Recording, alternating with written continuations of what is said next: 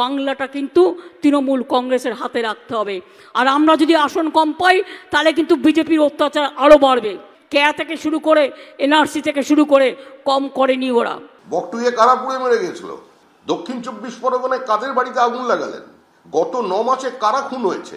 গত 11 বছর সবকটা রাজনৈতিক খুনের মধ্যে 90% হচ্ছে সংখ্যালঘু, আর তার বাইরে যারা আছেন তারা হচ্ছে তফসিলি সম্প্রদায়।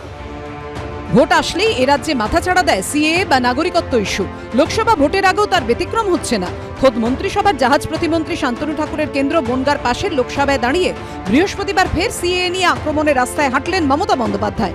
2019-এর 12ই ডিসেম্বর রাষ্ট্রপতির স্বাক্ষরের পর সিএএ আইন হয়, কিন্তু 4 বছর পর এখনো তার রুল তৈরি হয়নি জানিয়ে বিজেপির অন্দরেও অসন্তোষের সুর শোনা গেছে।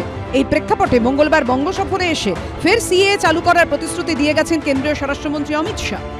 दीदी कई बार हमारे शरणार्थी भाइयों को गुमराह कर रही कि सीए होगा नहीं होगा, कानून बनाकर रुक गए।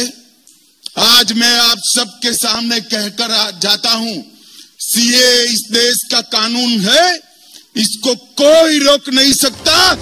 দুদিন পর দেগঙ্গার কর্মী সভা থেকে তার জবাব দিলেন মমতা বন্দ্যোপাধ্যায়। তাদের বড় বড় কথা ইলেকশনের সময় একটু মতুয়া ঠাকুরের বাড়িতে গিয়ে ঘুরে এসে বলবে ভোটটা আমাদের দাও। সারা বছর কি করেন? আর নাগরিকত্ব, আপনারা সবাই নাগরিক দেশের, মনে রাখবেন। নাগরিক যদি না হন আপনি রেশন পাচ্ছেন কি করে? নাগরিক যদি না হয় আপনারা স্বাস্থ্যসাথী পাচ্ছেন কি করে? নাগরিক যদি না হন আপনার প্যান কার্ড হচ্ছে কি করে? আপনার আধার কার্ড হচ্ছে কি করে? আপনাদের রেশন কার্ড হচ্ছে কি করে? এগুলো একটা ছলনা। আগে সিটিজেনশিপ কার্ড ডিএমদের হাতে ছিল, এখন কেড়ে নিয়েছে রাজনীতি করার জন্য, সমাজে সমাজে ভাগ করার জন্য।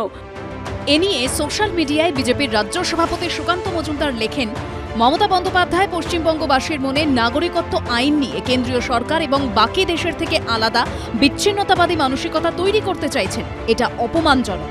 প্রথমে আলাদা জাতীয় সঙ্গীত, এখন পৃথক নাগরিকত্ব নীতির বর্ণনা। সাবধান হন। এদিনই বনগাঁর ট্যাংরা কলোনিতে মতুয়াদের ধর্মীয় অনুষ্ঠানে সিএএ নিয়ে বাদানুবাদে জড়ান মতুয়া মহাসংঘের সংঘাধিপতি ও কেন্দ্রীয় জাহাজ প্রতিমন্ত্রী শান্তনু ঠাকুর।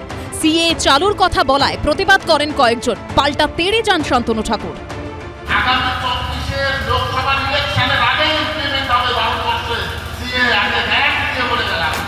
তাদের ভালো লাগেনি যে কথা বলেছি, সেটা বাপমা তুলে গালাগালি হচ্ছে, অ্যাটাক করার চেষ্টা করেছে, কিন্তু অ্যাটাক করে ওরা কি করবে? কারা করলো? আমি নামটা ঠিক বলতে পারবো না, এখানে আছে টিএমসির কিছু সদস্য। মিথ্যা, ট্যাংরাতে এরকম রাজনীতি হয় না। ট্যাংরা পঞ্চায়েত এরিয়ায় এই রাজনীতি কোনোদিন হয় না, আগামী দিনেও হবে না। এখানে সবাই একত্রিতভাবে সমস্ত দুটো প্রোগ্রাম করে, একটা হরি মন্দিরের প্রোগ্রাম এবং কৃষ্ণ মন্দিরের প্রোগ্রাম। বাকি ভোটের সময় ভোট, বাকি কোনো সময় রাজনীতি থাকে না।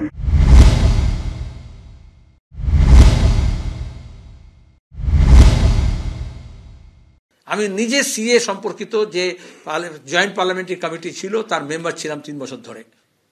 তৃণমূলের 3 জন এমপি ছিল। আমি চ্যালেঞ্জ করছি, সেই ডকুমেন্টসগুলো বার করে, এখনও ওয়েবসাইট আছে লোকসভার, বার করে দেখাও সে তৃণমূলের এমপিরা কি বলেছে এই প্রশ্নে, নাগরিকতার প্রশ্নে, সিএ প্রশ্নে। এখানে শুধু ক্যাকাচিজি করেছেন। আর নাগরিকতা যখন আইন পাস হয়েছে, যতদিন পার্লামেন্টের মেম্বার ছিলাম আমরা ওই আইন পাস করতে দিইনি। 2019-এর পরে সে আইনটা পাস করেছে। তৃণমূলের নেতারা বিরত থেকেছে, উপস্থিত থাকেনি। সিএ চালুর প্রতিশ্রুতি দিয়ে গত লোকসভা ও বিধানসভা ভোটে মতুয়াদের ঢালাও সমর্থন পেয়েছিল বিজেপি, কিন্তু পঞ্চায়েত ভোটে মতুয়া ভোটে সিংহভাগই গেছে তৃণমূলের দিকে। এবার লোকসভা ভোটে কি হবে? সিএ প্রতিশ্রুতি দিয়ে কি আবার হারানো জমি ফিরে পাবে বিজেপি? সেটাই দেখার। আশাফুল হোসেন, সমীরণ পাল, রুমা পাল, এবিপি আনন্দ।